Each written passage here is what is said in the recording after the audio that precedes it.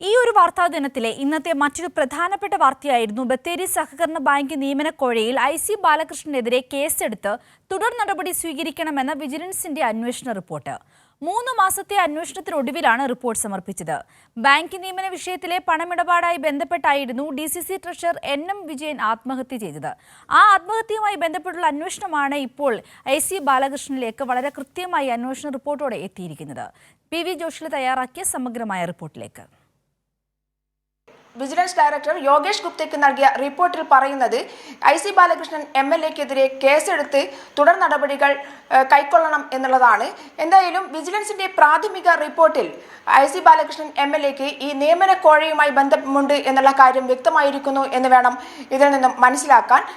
ഈ ഒരു കേസുമായി ബന്ധപ്പെട്ട് ഇത്രയധികം ബാങ്കുകളിൽ നിന്നും ഉദ്യോഗാർത്ഥികളെ പറ്റിച്ചുകൊണ്ട് ഇത്രയധികം കോഴ വാങ്ങി 10 ലക്ഷം മുതൽ 45 ലക്ഷത്തിൽ മേലെ വരെ കോഴ വാങ്ങിയ കേസാണ് ഇത്തരത്തിൽ ഒരു വഴിത്തിരിവിലേക്ക് എത്തിയിരിക്കുന്നത്. എന്തായാലും ഐസി ബാലകൃഷ്ണൻ MLA ഇതുമായി ബന്ധപ്പെട്ട് അന്വേഷണത്തെ നേരിടേണ്ടി വരും എന്നുള്ള കാര്യത്തിൽ സംശയമില്ല.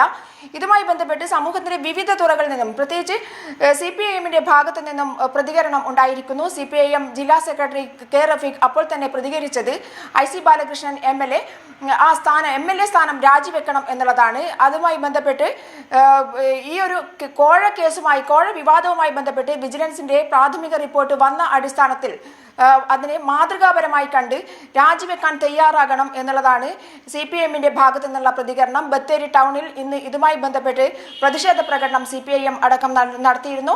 എന്തായാലും ഇതുമായി ബന്ധപ്പെട്ട് വിവിധ തരത്തിലുള്ള പ്രതിഷേധ പ്രകടനങ്ങൾ നടന്നുകൊണ്ടിരിക്കുകയാണ്. മാത്രമല്ല മറ്റൊരു വിഷയം, NM വിജയന്റെ കുടുംബം കടക്കെണിയിൽ നിന്നും കടക്കെണിയിലേക്ക് പോയിക്കൊണ്ടിരിക്കുകയാണ്.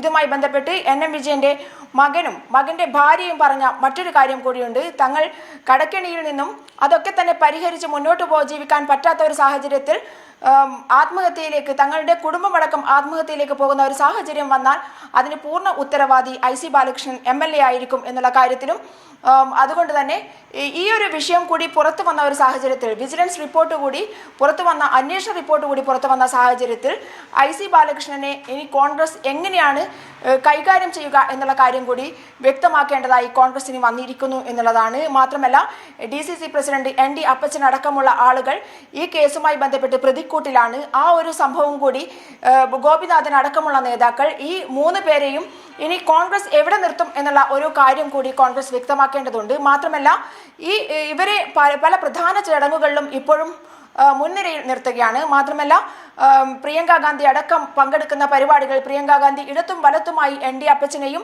ഐസി ബാലകൃഷ്ണൻ MLA-യും കൊണ്ടു നടക്കുകയാണ്.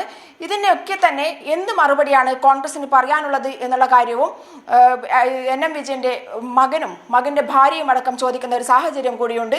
എന്തായാലും വിജിലൻസിന്റെ പ്രാഥമിക റിപ്പോർട്ട് കൂടി പുറത്തു വന്നിരിക്കുന്നു. ഇത്തരത്തിൽ ഐസി ബാലകൃഷ്ണൻ MLA-ക്കെതിരെ കേസ് എടുക്കാനും അതുപോലെ തന്നെ തുടർ നടപടികൾ നടത്താനുമാണ് ആ റിപ്പോർട്ടിൽ പറഞ്ഞിരിക്കുന്നത്.